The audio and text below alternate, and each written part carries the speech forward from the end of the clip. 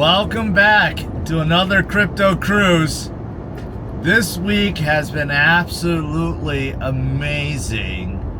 So let's talk about it. Let's reflect on what happened this week, and also I got to talk about some of my current wins and some of the things I'm looking at right now. And I'm going to review this bad boy. This is a 2025 Ford Bronco. This is one of my favorite SUVs of all time. And man, it is so good. Ford knows how to build trucks, and I really want to get one, so let's do it. First of all, what happened this week? Man, we got so much news.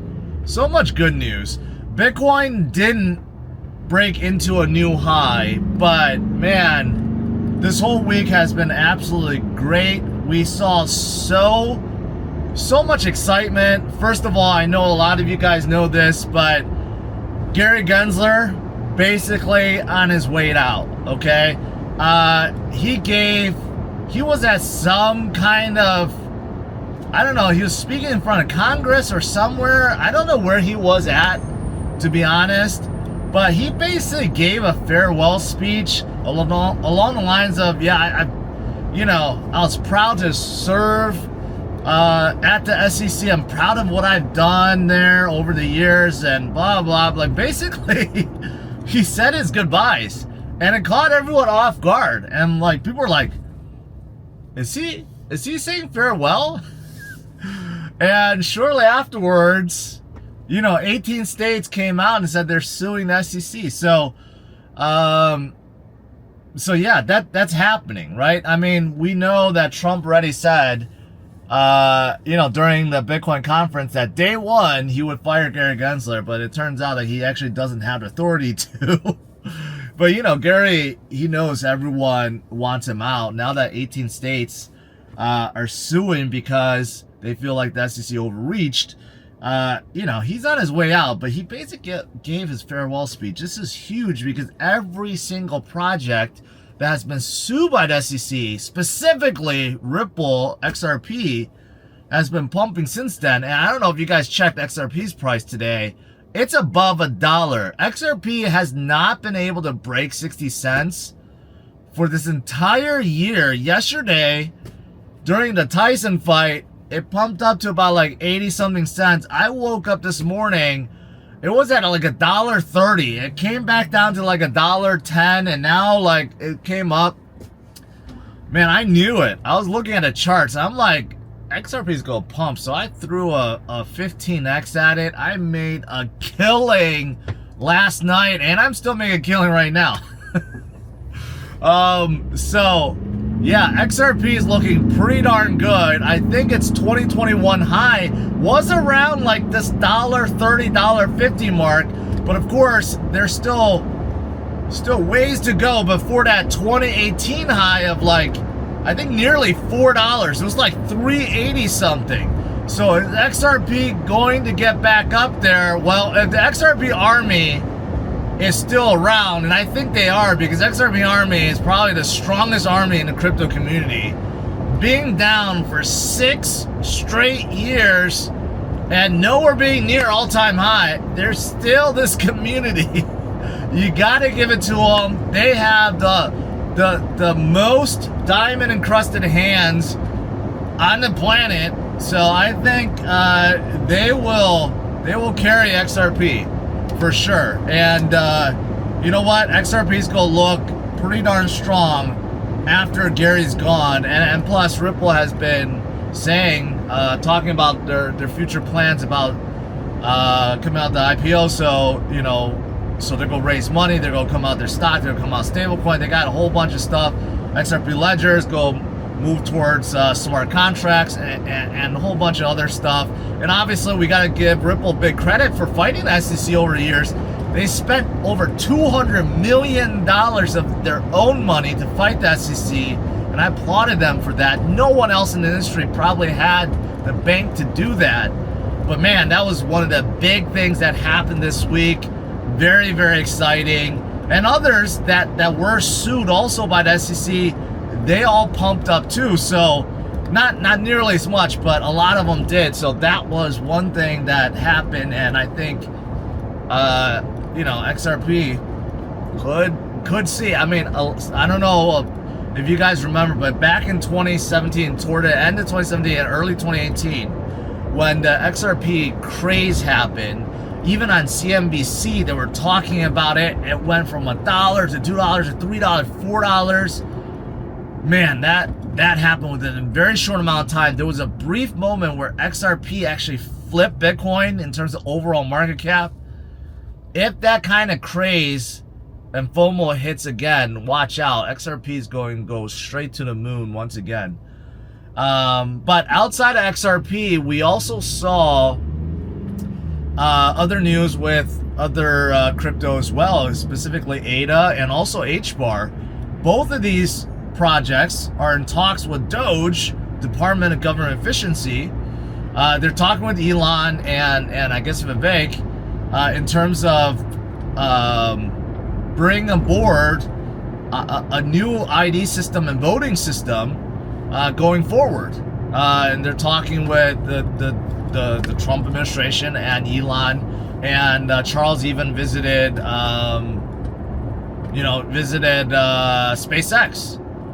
And I kind of knew it. Like, I covered a story, and neither project pumped.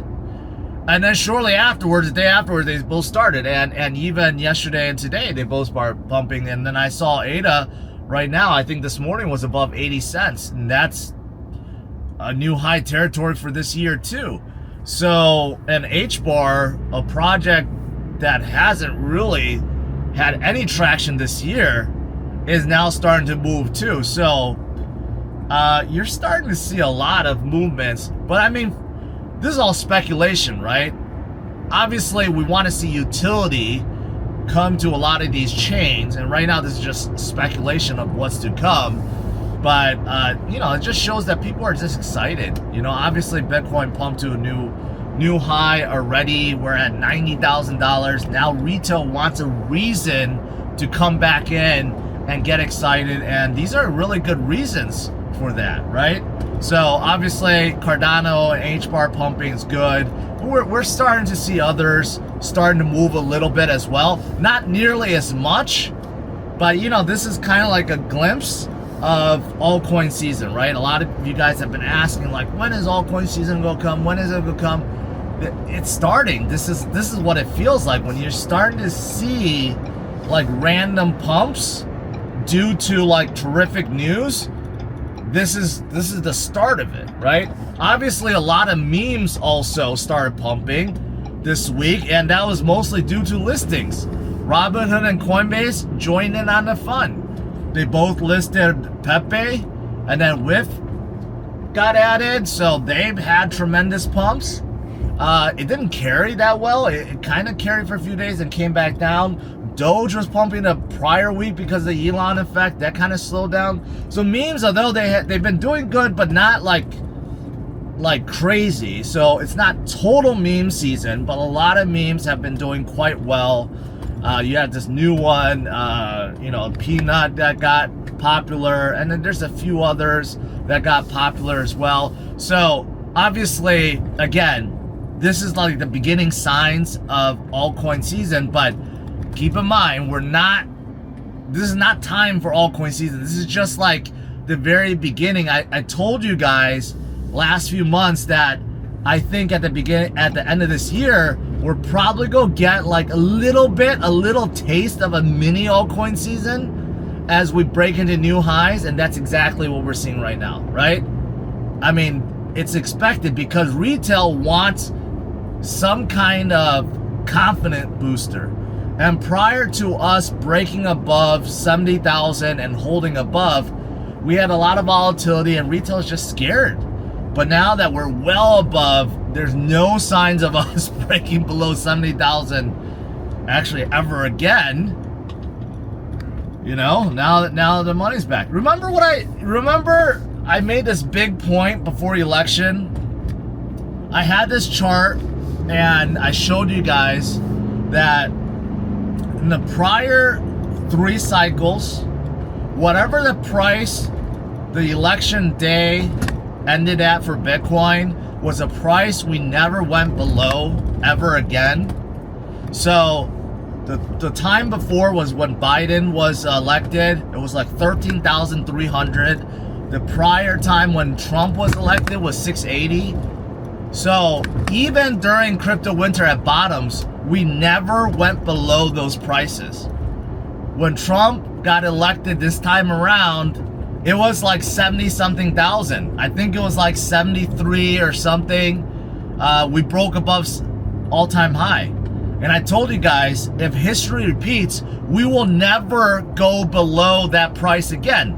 A lot of people didn't believe me. A lot of people like, well, you know, who knows?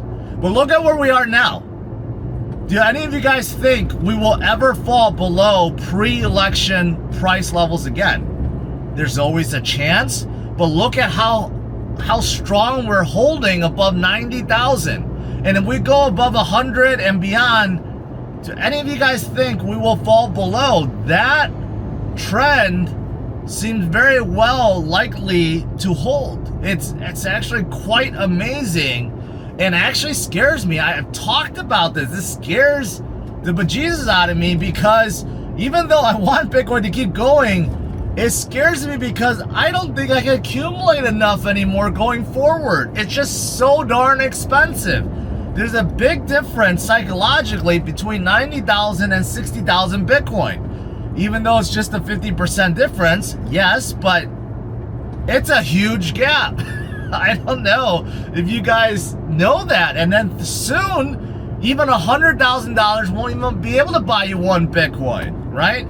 So, I mean, that's a reality situation. That's why I've been telling you guys over the years, for how many years, to keep on DCAing the Bitcoin. It's not too late to keep going because Bitcoin will be a lot higher next year. But thankfully, we still have a lot of crypto, a lot of alts, a lot of memes that we can still DCA into. Because man, it's going to get so exciting. It's going to get so exciting, guys. That's why we're in the game, right? That's why I've always said there is no other investments out there that builds wealth as fast as crypto. It's the one asset class that levels up the playing field.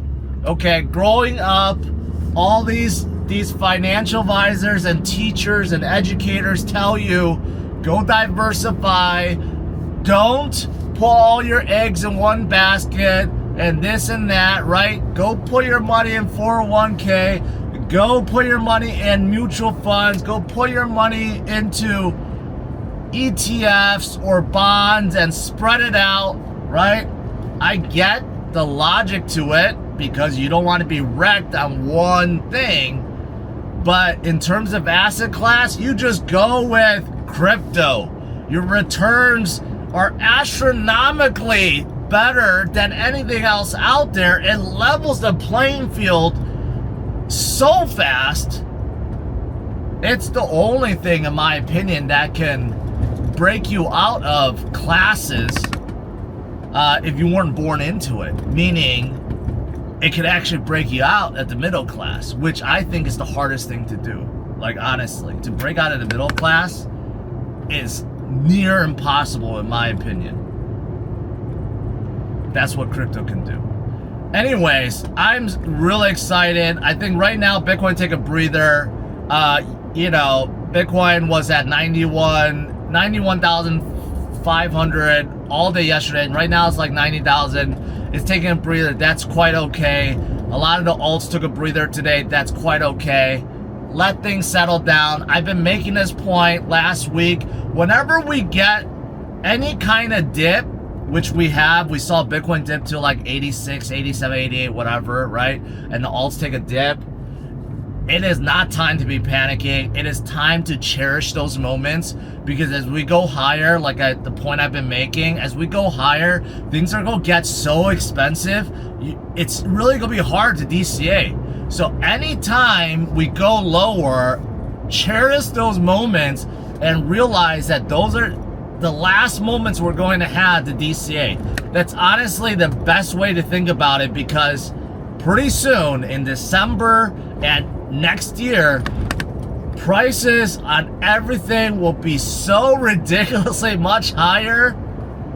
It's going to be so much harder to accumulate. That's how I'm looking at it. So that's how I'm going to look at things, right? I think it's just going to be so much better next year. That's really it. Just a little tidbit I mentioned about I made a killing on XRP overnight. Those of you guys playing with leverage right now, do not go with crazy high leverage. You could go a little bit higher. Like what's worked for me is I have like a portfolio of like maybe like 10 coins that I think are hot.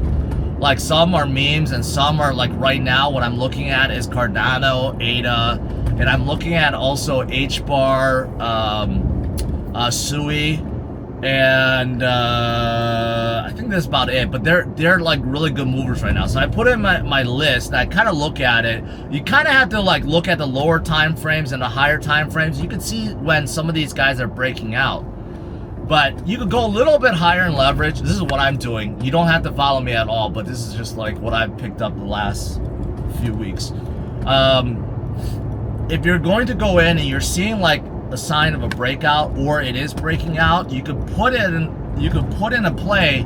Just make sure as soon as you do it, put it in a stop loss immediately. So in case you're wrong, you get stop lossed out and that's it, right? You're not going to sit on something that's going to crater and you're going to be at a negative 50% loss.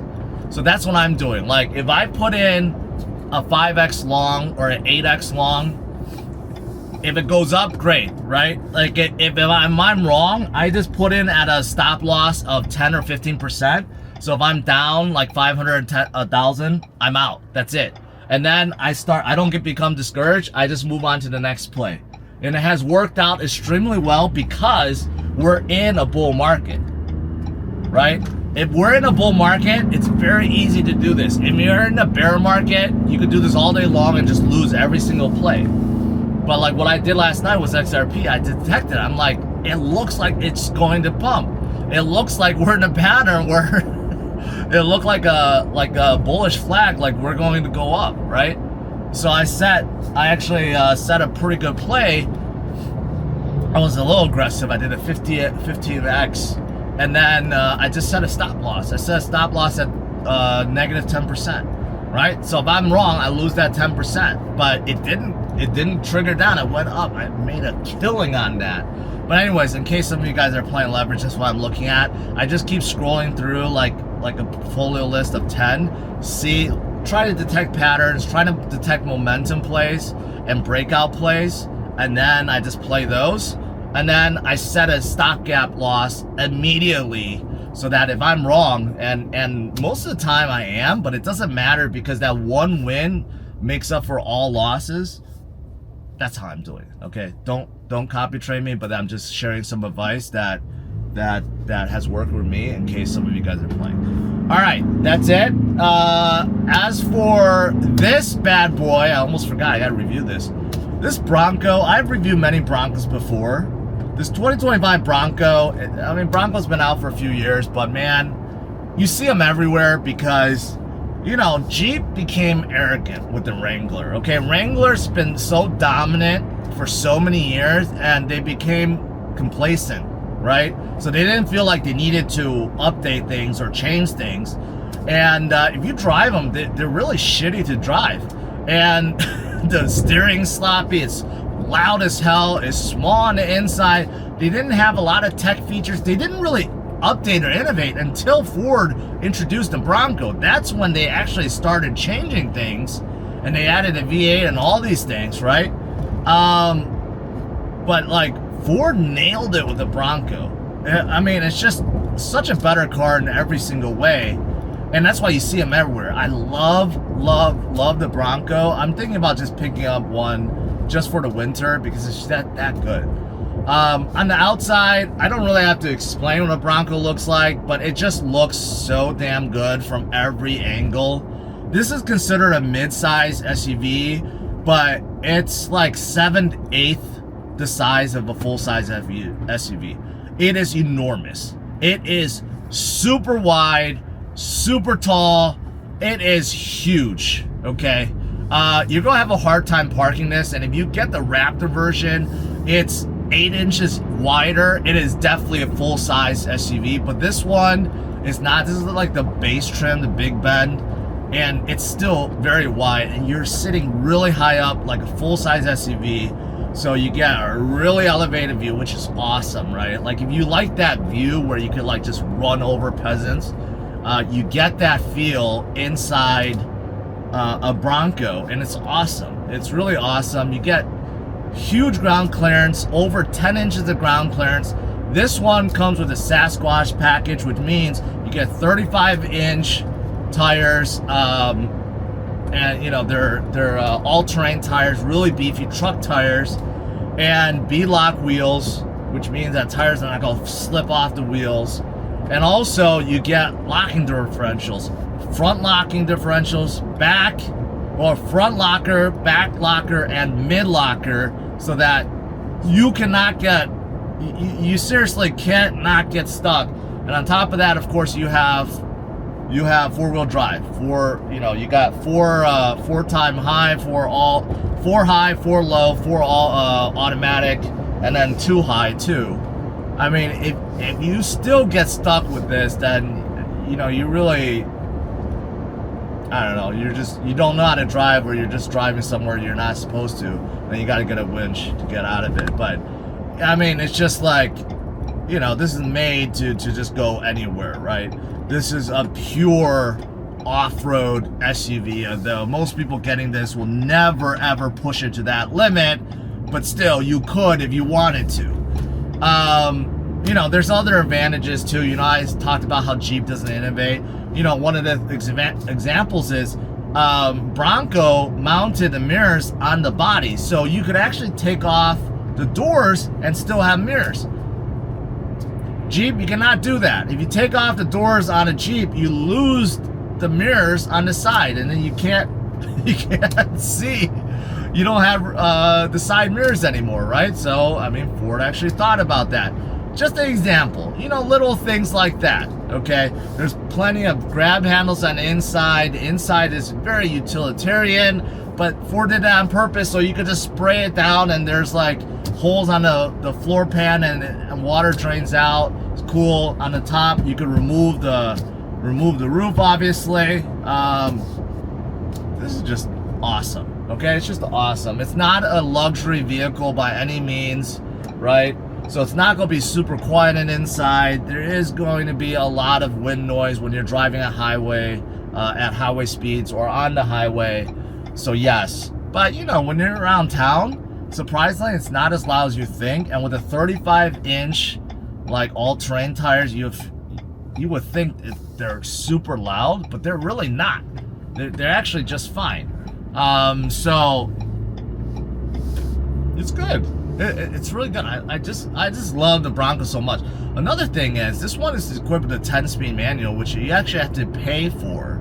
Otherwise, you get a 10-speed auto, which you have to pay for, but you couldn't just not pay for and get a 6-speed manual. It's one of the only SUVs out there that offers a 6-speed manual transmission, and I have driven and test drove one, and it's awesome. It's awesome. It just totally changes the driving dynamics of a Bronco, or of just driving any SUV. I don't know. Driving an SUV in manual form is so different. There's so very little of them out there. If you guys ever get a chance to do it, try it, because it's really, really cool. It's really cool. So yeah, if you want to save some money, just get a 6-speed manual. It's just an option out there.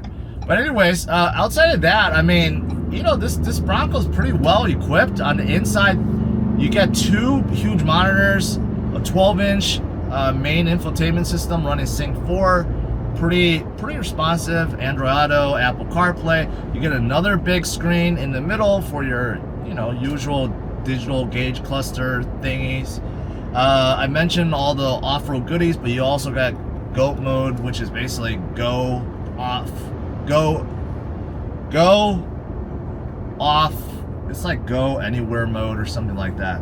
But anyways, it's like your sport and your mud and snow and all those other like modes that you normally have for traction control and stuff like that. It's cool. It's pretty cool.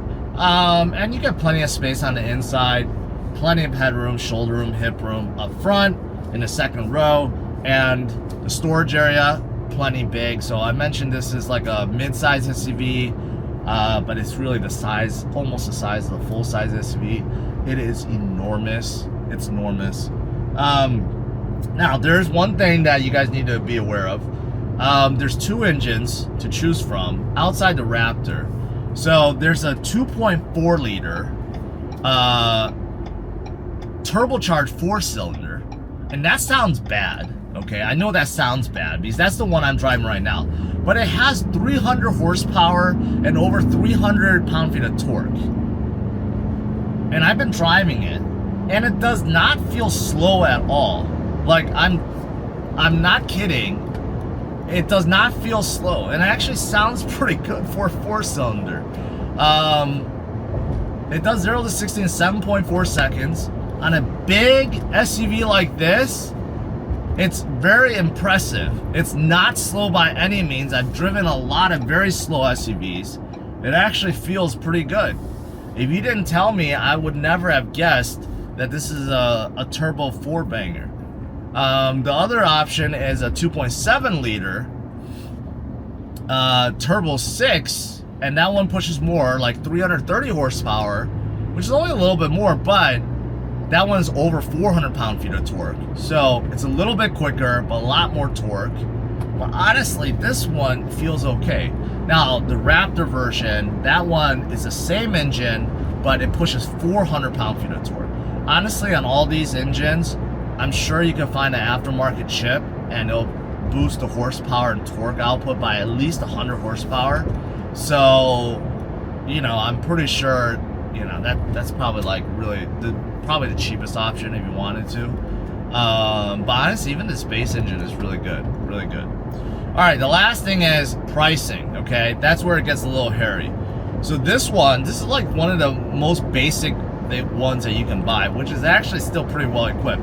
Starting price like $40,000, which is dirt cheap for today's prices, okay, in terms of the mid-size SUV, because most mid-size SUVs are like mid to high 40s and then goes into 50s and 60s now. This one does start $40,000, which is really good, but things start adding up. For example, if you want an automatic transmission, it's almost $2,000. The Sasquatch package, which I mentioned, highly recommended, because if you don't have 35-inch tires on a Bronco, in my opinion, it looks really weird. On such a big car, you need big wheels.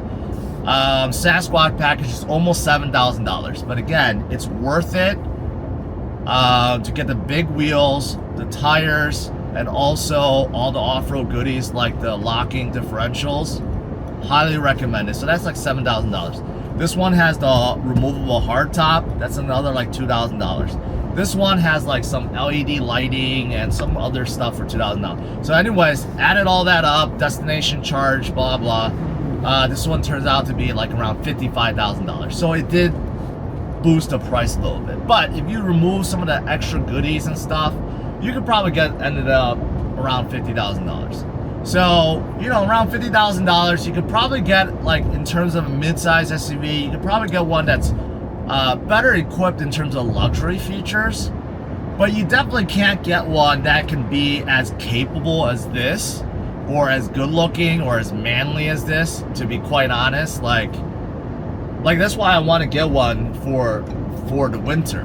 Like, I'm pretty darn sure I'm not going to get stuck in any condition with this Bronco. Like, you turn on all the locking diffs on this car, you're not going to get stuck. No matter what, you're going to get yourself out of anything. And, you know, and with the, you know, you almost have like 11 inches of ground clearance in this too. So if there's any like piles of dirt or ice or whatever, you're just gonna run them over. Seriously, it's like, it's unstoppable in this machine, and it just makes you feel like a man driving it too. You don't feel like a wuss driving like a crossover, afraid that you're gonna get stuck. You really feel like you could tackle anything while driving this beast. It's an awesome feel. That's why not only men love this, women, like I've been noticing, half the Bronco owners out there, if you notice, is women. Same thing with Jeeps. If you notice, like half the Jeeps out there are driven by women too. Women love masculine cars too. So yeah, I love it. If I was rating this out of a 10 scale, I'd give this Bronco like a 9. I love it that much, and this is not even the higher version. And right now, Ford dealerships are really desperate because no one wants to buy cars right now. If you look at Ford dealerships, their websites, a lot of these are being sold below MSRP. There's like huge incentives. A lot of them are being sold for like 8,000, 10,000, 15,000 off MSRP. It's actually like a great time to buy them if you can afford it. So now that you guys are all Bitcoin rich or crypto rich, you know, you could pick up one of these pretty easily, in my opinion. All right, guys, that is it. Smash on the like, subscribe to the channel. You know, these coming weeks, we got a couple weeks left in November. It's going to be, I think it's just going to be crazy. I don't know what's going to happen, but I think it's going to be absolute craziness. Not only with Bitcoin, but with everything. There's going to be more alts that's going to be pumping. There's going to be more narratives to pump different sectors, different alts. More memes are going to pump. Everything's going to is going to pump. So, you know, we got to cherish any dips, any volatility that we have. Cherish it. Just don't go too crazy with leverage, guys. Because the only thing that can offset this and disrupt any of the gains is if you get liquidated on your leverage. So like I said, if you guys are playing with leverage, set your stop losses immediately, okay? Like if you're gonna go long, set your stop losses, or if you're gonna go short, which I don't recommend, just don't do shorts. Set your stop losses, don't get liquidated, and you're gonna be okay. You're gonna enjoy the gains. You're gonna have plenty of buying opportunities to DCA, and then you're gonna have plenty of opportunities to make your money with those longs too. It's going to be absolutely fantastic, guys.